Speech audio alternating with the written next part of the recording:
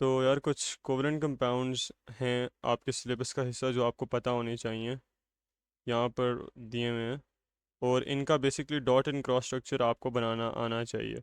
तो वैसे तो कोवलेंट कंपाउंड्स को बनाना काफ़ी सिंपल होता है। आपके पास बेसिकली एक एटम होता है और एक और एटम होता है, और आपने करना क्या होता है, आपने बेसिकली उनके अनपेयर्ड इलेक्ट्रॉन्स को ऐसे पेयर अप करवाना होता है कि दोनों की स्टेबल इलेक्ट्रॉनिक कन्फिग्रेशंस जो हैं वो अचीव हो जाएं। लेकिन हमारे पास कुछ केसेस हैं जिसमें काफ़ी अजीब अजीब स्ट्रक्चर्स बनते हैं, जिस तरह N2 और CO2। और एक नए स्टूडेंट को जो ये चीज़ नई नई सीख रहा होता है उसको ये काफ़ी जो है ऑफ गार्ड कैच करती है। लेकिन होपफुली हम इनको डिस्कस करेंगे और देखेंगे कि इनको जो है वो कैसे प्रोसेस करना है। तो सबसे पहले हाइड्रोजन H2। ठीक है, अब पहले तो आपको इस सिंबल को इंटरप्रेट करना आना चाहिए H2 को। अच्छा, जब भी आपके पास एक सिंबल हो, मैं यहाँ पर एक सिंबल ले रहा हूँ X, और उसके यहाँ पर राइट साइड पर छोटा सा कोई भी सिंबल दिया हो, जिस तरह कह लो यहाँ पर ले लो 10 ले लो। तो उसका बेसिकली मतलब क्या है, उसका मतलब है कि ये जो है ना X10, ये क्या है, ये एक चीज़ है जो 10X को मिलाकर बन रही है। ठीक है, तो यहाँ पर 1 2 3 4 5 6 7 8 9 10। ठीक है, 10 एक्सेस को मिलाकर बन रही है। और अगर ये चीज़ होती ना 10X बजाय इधर लिखा होने के ये इसके इस साइड पर लिखा होता, तब इसका मतलब होता कि बेसिकली आपके पास 10 इंडिविजुअल जो है ना वो X के पार्टिकल्स हैं। ठीक है, 10 इंडिविजुअल X के पार्टिकल्स हैं। और जब वो चीज़ इसके यहाँ पर लिखी होगी ना राइट साइड पर, बॉटम राइट साइड पर, तब उसका मतलब होता है कि वो 10X की चीज़ें आपस में ज्वाइन हुई हुई हैं। ठीक है, तो इस चीज़ का बहुत केयरफुल हो के रहना कि अगर तो वो नंबर इस जगह पर लिखा हो तो इसका मतलब है ये जो X है उसकी इतनी इंडिविजुअल चीज़ें, जिस तरह अगर यहाँ 5 लिखा हो तो मतलब X की 5 इंडिविजुअल पार्टिकल्स। और अगर यहाँ पर लिखा हो ना कुछ, जिस तरह यहाँ पर अगर 5 लिखा हो, तो उसका मतलब है कि X के 5 पार्टिकल्स आपस में ज्वाइन कर रहे हैं। सबसे पहले हम H2 को देख लेते हैं। तो H के आगे 2 लिखा हुआ है, इसका मतलब है हाइड्रोजन के दो पार्टिकल्स जो हैं, हाइड्रोजन के दो एटम्स जो हैं वो एक दूसरे को ज्वाइन कर रहे हैं। ठीक है, तो ज़रा इसको बना लेते हैं। अब बनाना कैसे है, सबसे पहले आपने एक एटम इधर बना लेना है, हाइड्रोजन का एक एटम इधर बना लेना है। पहले आपने उनको सेपरेटेड बनाना है और उनको ज्वाइन फिर हम बाद में करेंगे, पहले समझेंगे हम कर क्या रहे हैं। अच्छा, डॉट एंड क्रॉस स्ट्रक्चर है, तो एक एटम के इलेक्ट्रॉन को डॉट से रिप्रेजेंट करें, दूसरे को क्रॉस से रिप्रेजेंट करें। अब ये स्ट्रक्चर कैसे बनाना है ये मैंने अपनी प्रीवियस वीडियोस में सिखाया हुआ है, और आप पीरियोडिक टेबल की मदद से बना सकते हैं। मुझे क्योंकि ये ज़बानी याद है तो मैं इसलिए जो है पीरियोडिक टेबल की मदद नहीं लूँगा। तो एक हाइड्रोजन एटम हमारे पास यहाँ पर मौजूद है, एक हाइड्रोजन एटम हमारे पास यहाँ पर मौजूद है। ये जो है एक अनपेड इलेक्ट्रॉन है, ये जो है एक अनपेड इलेक्ट्रॉन है। तो हमें पता है कि कोवलेंट कंपाउंड जो बनेगा आउटर शेल्स मर्ज होंगे।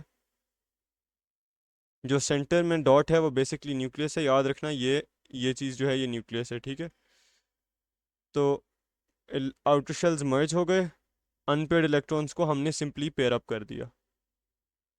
और चेक करने के लिए देखो दोनों की स्टेबल इलेक्ट्रॉनिक कन्फिग्रेशन भी अचीव हो गई। फर्स्ट शेल में दो इलेक्ट्रॉन्स, दोनों के पास सेम सिचुएशन है। ठीक है, तो ये जो है ना पार्टिकल, ये हमारे पास बन गया H2 का पार्टिकल, यानी H2 मॉलिक्यूल। ठीक है, ये हमारे पास H2 है, ये हमारे पास इंडिविजुअल दो H's थे। ठीक है, अच्छा नेक्स्ट एग्जांपल हमारे पास है Cl2 की। अब Cl2 को देख लेते हैं। Cl2 का मतलब भी यही है कि दो Cl की चीज़ें आपस में ज्वाइन हुई हुई हैं। Cl यानी क्लोरीन, तो मतलब दो क्लोरीन के इंडिविजुअल एटम्स आपस में ज्वाइन हुए हुए हैं। ठीक है, अब देखते हैं इसको फॉर्म कैसे करेंगे। सबसे पहले क्लोरीन का स्ट्रक्चर बना लेते हैं। एक हमारे पास यहाँ पर आ गया, एक हमारे पास यहाँ पर आ गया। एक को हम उसके इलेक्ट्रॉन्स देंगे डॉट्स के साथ, दूसरे को हम देंगे क्रॉस के साथ।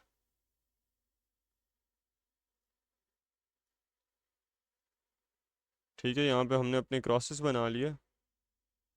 अच्छा, अब इस केस में भी काफ़ी आसान है, हमें पता है ये एक अनपेयर्ड इलेक्ट्रॉन है, ये एक अनपेयर्ड इलेक्ट्रॉन है, तो ये आपस में पेयर अप करके और एक कोवेलेंट कंपाउंड फॉर्म कर लेंगे। तो हमने यहाँ पर मर्ज कर लिया आउटर शेल्स, ठीक है।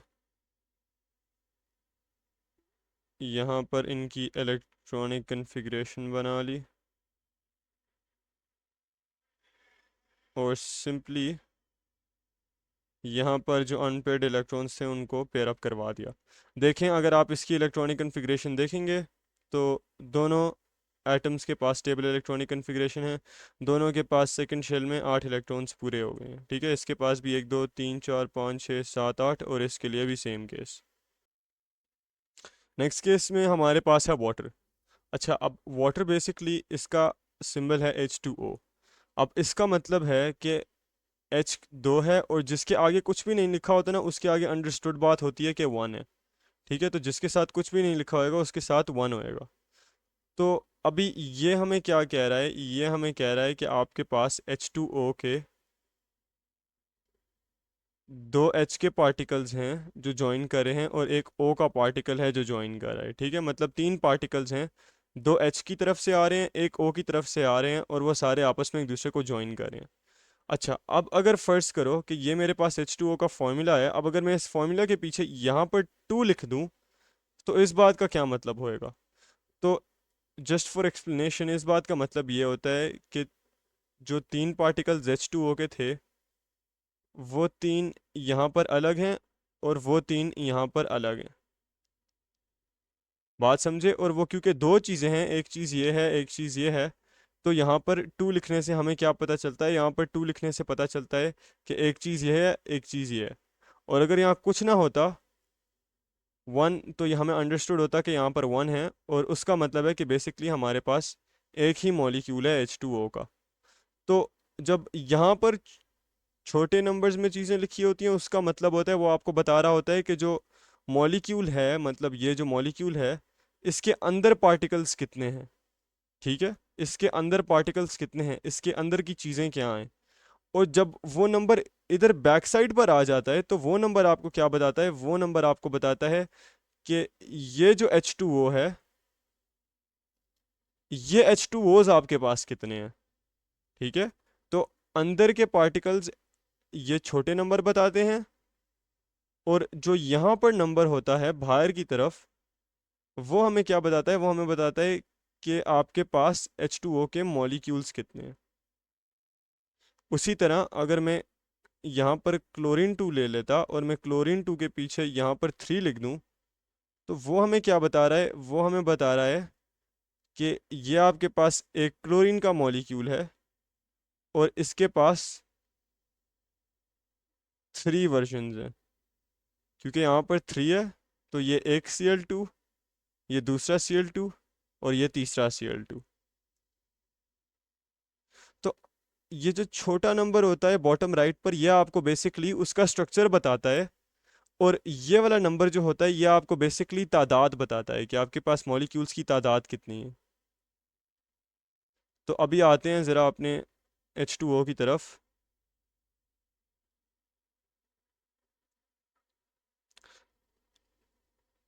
अच्छा, अब वापस आते हैं अपने H2O की तरफ। तो हमारे पास एक O है, सबसे पहले हम इनके इंडिविजुअल पार्टिकल्स बना लेते हैं, उसके बाद जो है इनको ज्वाइन करेंगे एक कंपाउंड में। तो ये मेरे पास ये मेरे पास ऑक्सीजन है, इसको मैं डॉट से रिप्रेजेंट करूंगा इसके इलेक्ट्रॉन्स को। ये इसका स्ट्रक्चर, और ये दोनों हाइड्रोजन्स हैं, इन दोनों के इलेक्ट्रॉन्स को मैं क्रॉस से रिप्रेजेंट करूंगा। अच्छा, अब ये कैसे ज्वाइन होते हैं, ये बेसिकली ये जो दो एचेस हैं, ये बेसिकली क्या होता है कि ये ओ के साथ जाकर बॉन्ड बनाते हैं, और इनका बॉन्ड जो है ना वो कुछ ऐसा नज़र आता है। एक एच जो है वो यहाँ पर आकर मर्ज करता है, एक एच जो है वो यहाँ पर आकर मर्ज करता है,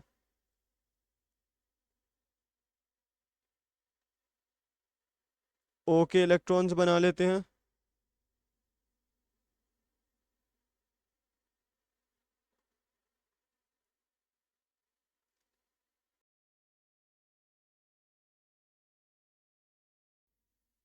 ऐसे इनका एक कोवलेंट कंपाउंड बनता है, ठीक है। अब अगर आप देखें तो ये हमारे पास हाइड्रोजन है, ये हमारे पास हाइड्रोजन है, ये जो है ना कोवलेंट इलेक्ट्रॉन पेयर है, ये भी हमारे पास कोवलेंट इलेक्ट्रॉन पेयर है। तो हाइड्रोजन जो है उसके फर्स्ट शेल में 2 इलेक्ट्रॉन्स आ गए, इस हाइड्रोजन के फर्स्ट शेल में भी 2 इलेक्ट्रॉन्स आ गए। ये जो ऑक्सीजन का एटम है इसके सेकंड शेल में 8 इलेक्ट्रॉन्स आ गए, ये दो, ये दो, ये दो और ये दो मिलाकर 8। तो मतलब तीनों एटम्स जो हैं उनकी स्टेबल इलेक्ट्रॉनिक कन्फिग्रेशन अचीव हो गई है। अच्छा, अब शुरू शुरू में बच्चों को थोड़ा कंफ्यूजिंग लगता है वाटर का समझना, कि उस पर जिस तरह हम लोगों ने H2 के लिए किया और Cl2 के लिए किया, डायरेक्ट वो स्ट्रैटेजी इधर अप्लाई नहीं होती। तो उसका आप ऐसे समझ सकते हैं कि बेसिकली इनको आप ऐसे ज्वाइन कर सकते हैं कि अगर आप यहाँ पर देखें तो आप ये करें कि देखें ये अनपेड इलेक्ट्रॉन है, ये भी अनपेड इलेक्ट्रॉन है, तो इसको ऑब्वियसली कोई इलेक्ट्रॉन चाहिए पेयर अप होने के लिए, वरना ये कोवेलेंट बॉन्ड कैसे बनाएगा। तो इसको क्या करें, इसको बेसिकली उठाकर इधर ले आएं, ठीक है, इसको भी उठाकर इधर ले आएं। यहाँ पर क्या करें, यहाँ से एक इलेक्ट्रॉन को इधर पेयर अप करवा दें, यहाँ से एक इलेक्ट्रॉन को इधर पेयर अप करवा दें। अब पेयर बन गया, मतलब ये हाइड्रोजन एटम्स अब इस ऑक्सीजन के साथ बॉन्ड हो गए, और पीछे जो ये वाला इलेक्ट्रॉन है और ये वाला इलेक्ट्रॉन है, इन दोनों का आपस में एक पेयर बना दे, ठीक है, इन दोनों का आपस में पेयर बना दे, तो आपके पास H2O का स्ट्रक्चर बन जाएगा। अच्छा, अब ज़रा देख लेते हैं NH3 को। तो NH3 हमें क्या बता रहा है, जिसके N के साथ क्योंकि कोई आगे सिंबल नहीं है तो हमें पता है यहाँ पर 1 का सिंबल होएगा, तो इसका मतलब है हमारे पास N1 है और हाइड्रोजन 3 है, मतलब टोटल हमारे पास 4 पार्टिकल्स हैं जो बॉन्ड बना रहे हैं। अब उन 4 पार्टिकल्स का ज़रा बॉन्ड देख लेते हैं। सबसे पहले हम अपने पास नाइट्रोजन का स्ट्रक्चर बनाएंगे, ठीक है, और हाइड्रोजन हमारे पास 3 हैं।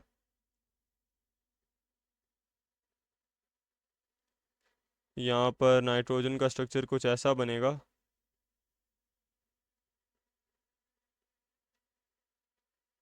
ठीक है, ये नाइट्रोजन का स्ट्रक्चर, और हाइड्रोजन के इलेक्ट्रॉन्स जो हैं वो मैं क्रॉस से रिप्रेजेंट करवाऊंगा। अब इन सारों को आपस में कोवलेंट कंपाउंड बनाना है, ठीक है। तो करें क्या, हाइड्रोजन को उठाकर हाइड्रोजन को उठाकर इधर ले आएं, फिर हाइड्रोजन को उठाकर इधर ले आएं, ठीक है, फिर एक हाइड्रोजन को उठाकर हम लोग इधर ले आते हैं, ठीक है। यहाँ से इन दोनों के आउटर शेल्स मर्ज कर जाएंगे।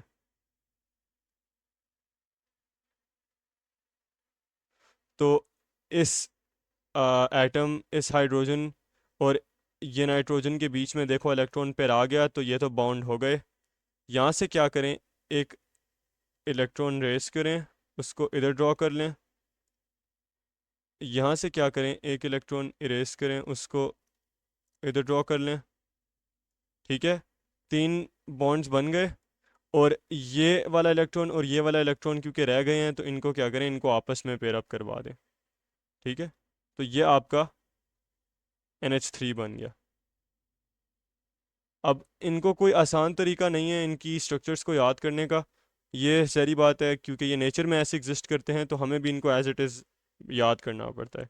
तो इट्स बेटर कि आप इनको अभी लर्न कर लें, क्योंकि बाद में आपके लिए आसानी होगी।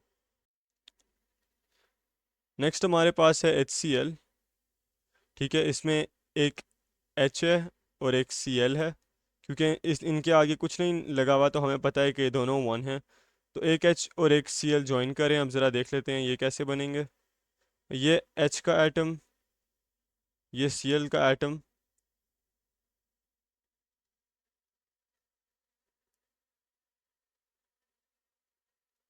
इस केस में हमारे पास बहुत सिंपल है, हमें पता है कि ये एक अनपेड इलेक्ट्रॉन है, ये एक अनपेड इलेक्ट्रॉन है। सिंपली क्या करें, सिंपली इनको उठाकर और आपस में ज्वाइन करा लेते हैं। गिव मी अ सेकंड, इनको आपस में उठाकर और ज्वाइन करा लेते हैं, ठीक है। ये इनके आउटर शेल्स मर्ज हो गए, इलेक्ट्रॉन पेयर फॉर्म हो गया और दोनों के पास स्टेबल इलेक्ट्रॉनिक कन्फिग्रेशन अचीव हो गई। क्लोरीन के पास सेकंड शेल में 8 इलेक्ट्रॉन्स आ गए, हाइड्रोजन के पास फर्स्ट शेल में 2 इलेक्ट्रॉन्स आ गए। अब हमारे पास है O2। इसका मतलब ऑक्सीजन के दो पार्टिकल्स आपस में ज्वाइन किए हुए हैं। तो पहले यहाँ पर एक ऑक्सीजन का स्ट्रक्चर बना लेते हैं, फिर यहाँ पर एक ऑक्सीजन का स्ट्रक्चर बना लेते हैं। यहाँ पर डॉट से रिप्रेजेंट कर लूँगा इसको मैं, यहाँ पर इसको क्रॉस से रिप्रेजेंट कर लिया। अच्छा, अब ऑक्सीजन का स्ट्रक्चर भी थोड़ा अजीब सा है। वो जनरली जितना हम आसानी से बाकी स्ट्रक्चर्स बना लेते हैं उस तरह फ़ौरन आसानी से नहीं बनता। इन इन इसका स्ट्रक्चर कैसे बनता है? इसका स्ट्रक्चर कुछ ऐसे बनता है कि आपके पास अ, एक सेकंड,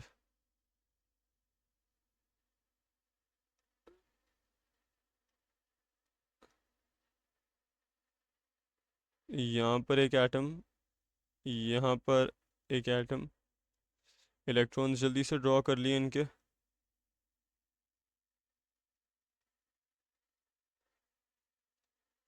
अच्छा, अब ये कैसे पेयर अप होते हैं? इनके बेसिकली 4 पेयरिंग इलेक्ट्रॉन्स यूज़ होते हैं मर्जिंग साइट के ऊपर। यानी होता बेसिकली क्या है कि ये और ये पेयर जो है ये आपस में पेयर अप कर लेते हैं, या इन अदर वर्ड्स ये या ये आपस में पेयर अप कर लेते हैं। जिन मर्ज़ी को कराएं कोई फ़र्क नहीं पड़ता। लेकिन बेसिकली मेरी बात का मतलब क्या है? मेरी बात का मतलब ये है कि एक यहाँ पर इस एटम से इलेक्ट्रॉन आता है, फिर एक यहाँ पर इस एटम से इलेक्ट्रॉन आता है, फिर दोबारा इस एटम से एक इलेक्ट्रॉन आता है, और फिर दोबारा इस एटम से एक इलेक्ट्रॉन आता है। ठीक है, और बाकी रिमेनिंग इलेक्ट्रॉन्स इन दोनों के अपने अपने शेल में। तो अब अगर आप देखें इसके पास भी अपने सेकंड शेल में 1 2 3 4 5 6 7 8 इलेक्ट्रॉन्स हैं, और उसी तरह इसके पास भी अपने सेकंड शेल में 8 इलेक्ट्रॉन्स हैं। तो दोनों के पास सेकंड शेल में 8 इलेक्ट्रॉन्स की कन्फिग्रेशन कंप्लीट हो जाती है। तो अब इसका भी जो O2 का मॉलिक्यूल है ये भी कोई डायरेक्ट ट्रेंड फॉलो नहीं कर रहा।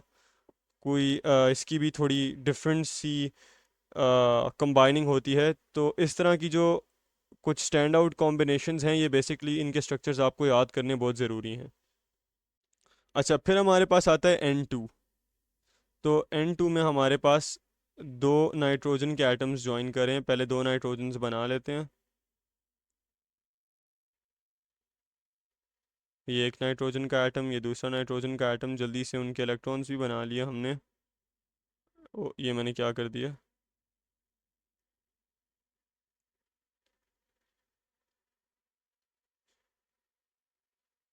इसको क्रॉस से रिप्रेजेंट करना है। ठीक है, अब ये कैसे ज्वाइन करते हैं? इनकी जब ज्वाइनिंग होती है तो ये अपने मर्जिंग पॉइंट में बेसिकली 3 पेयर्स शेयर करते हैं। ठीक है, अगर इसके स्ट्रक्चर बना लें तो एक पेयर, दूसरा पेयर, और ये इनका तीसरा पेयर, और फिर रिमेनिंग इलेक्ट्रॉन्स अपनी अपनी जगह पर। तो इनके बीच 3 पेयर शेयर हो रहे हैं, एक पेयर ये है, एक पेयर ये है, और लास्ट वाला पेयर ये है। ठीक है, तो ये 3 पेयर्स मिलाकर बनते हैं। और अब अगर देखा जाए तो दोनों के पास, इसके पास भी सेकंड शेल में 8 इलेक्ट्रॉन्स पूरे हो गए, इसके पास भी सेकंड शेल में 8 इलेक्ट्रॉन्स पूरे हो गए। अच्छा, अब ज़रा CO2 को देख लेते हैं। अब कार्बन के आगे कुछ नहीं है, इसका मतलब कार्बन के आगे 1 है और ऑक्सीजन 2 है, तो इसका मतलब है 3 पार्टिकल्स आपस में ज्वाइन हो रहे हैं। अब इनकी कॉम्बिनेशन कैसे होती है? इनकी कॉम्बिनेशन ऐसे होती है कि पहले इनके इंडिविजुअल पार्टिकल्स देख लेते हैं। ये हमारे पास कार्बन, ये हमारे पास ऑक्सीजन, और ये हमारे पास ऑक्सीजन। ठीक है, यहाँ पर हमारे पास कार्बन के इलेक्ट्रॉन्स, यहाँ पर हमारे पास ऑक्सीजन के इलेक्ट्रॉन्स, यहाँ पर भी हमारे पास ऑक्सीजन के इलेक्ट्रॉन्स। अच्छा, अब होता क्या है, होता यह है कि ये जो एक कार्बन है, ये एक इस ऑक्सीजन के साथ और एक इस ऑक्सीजन के साथ बॉन्ड बनाता है। अब वो कुछ ऐसे बनता है कि ये अगर हम कार्बन को सेंटर में रखें, तो यहाँ पर कार्बन के इलेक्ट्रॉन्स, यहाँ पर एक ऑक्सीजन का एटम इस साइड पर होएगा, एक ऑक्सीजन का एटम इस साइड पर होएगा। ठीक है, यहाँ पर ऑक्सीजन के एटम्स, सॉरी ऑक्सीजन के इलेक्ट्रॉन्स, यहाँ पर ऑक्सीजन के इलेक्ट्रॉन्स, यहाँ पर दो, एक पेयर इस साइड पर, एक पेयर इधर, एक पेयर इधर, एक पेयर इधर। अच्छा, मसला नहीं है, आप एक पेयर यहाँ पर बना दें, बेशक कोई मसला नहीं है, आप पेयर की जगह चेंज कर सकते हैं, आपकी मर्ज़ी, आपने यहाँ पर बनाना है यहाँ पर बना लें, यहाँ पर, यहाँ पर, यहाँ पर। लेकिन वैसे कोशिश किया करें कि आप अपने पेयर्स जो हैं वो दूर दूर बनाया करें। ठीक है, तो इसलिए मैंने यहाँ पर पेयर्स के बीच जगह छोड़ी है काफ़ी, क्योंकि देखें इलेक्ट्रॉन्स हैं और ये भी इलेक्ट्रॉन्स हैं, तो एक दूसरे को पुश करते हैं एक दूसरे से दूर।